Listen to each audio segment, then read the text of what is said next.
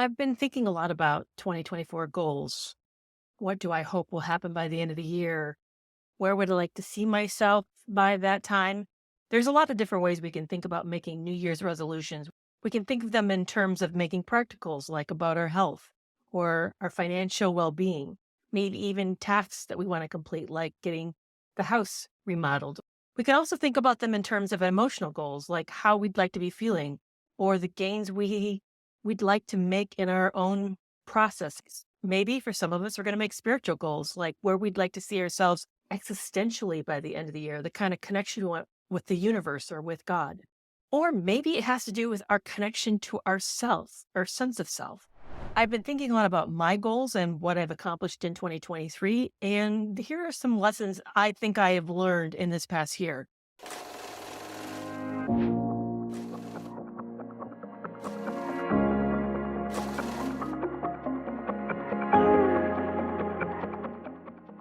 One is that life is fragile. This past year, I've struggled with two significant illnesses that just came completely out of the blue. And I realized how important it is that I be very vigilant about my health and be in the best shape that I can possibly be. But as I'm growing older, that my well being and that my actual body is becoming more fragile. I've also learned that healing is a process. I ventured out into the dating realm this year and met a few interesting people. But for a survivor, that can be a very scary proposition.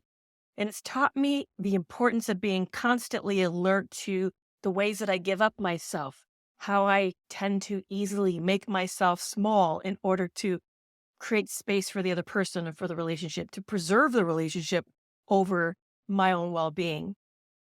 This year has taught me that abuse can occur easily, especially when we're afraid of saying what we need or want. I found that beginning to practice this idea of radical honesty has been really illuminating. It's taught me that when I say what I want and need in a clear way, it gives the other person the opportunity to respond directly back to me because it shows that I have the wherewithal to withstand to hear the truth. But it also helps us to establish what it is exactly that we're looking for from each other and whether or not that's something that can happen. So it's taken me into deeper and richer kind of relationships that I've really been longing for. And finally, this year has taught me that the greatest freedoms we can have only come when we know that we're truly not alone. I was really dumbfounded when I discovered the fact that when I'm afraid there is no one coming, when there's a scarcity of resources, that move into a protective mode. I'm more likely to not take creative chances, not to take maybe even the risks that I need to take in order for me to advance myself and my causes. That community and knowing that we are loved and accepted, that there is somebody who's got our back is critical to our well-being. So as I approach 2024, I see it in a few different ways. One is that I want to continue to live in the moment, that truly the path to contentment is savoring every single second because this is the only gift that we really have that once it's done, it's over. We can't get it back. And that life is so fragile. And it really was driven home on Christmas Day because about Christmas afternoon, I suddenly began to have some pain. And by that night, I was in excruciating pain to the point where I could hardly stand it. And 2 days later, ended up in the ER and found out that I had this illness that popped out of nowhere.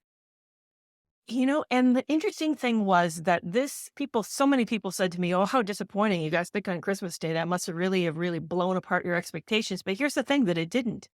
I found that by keeping my expectations realistic, I don't want to say low because I don't have low expectations. I deserve good expectations. But by keeping them realistic, realizing that this day is like other days, yet I get to spend it with those that I love is what made it rich. I didn't necessarily have to be feeling good.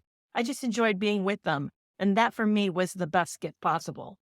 As I head into this year, I want to continue to do that, to savor every second of every day of my life. I also want to grow in greater acceptance of myself, greater love for myself, so that I can enter all relationships fully me.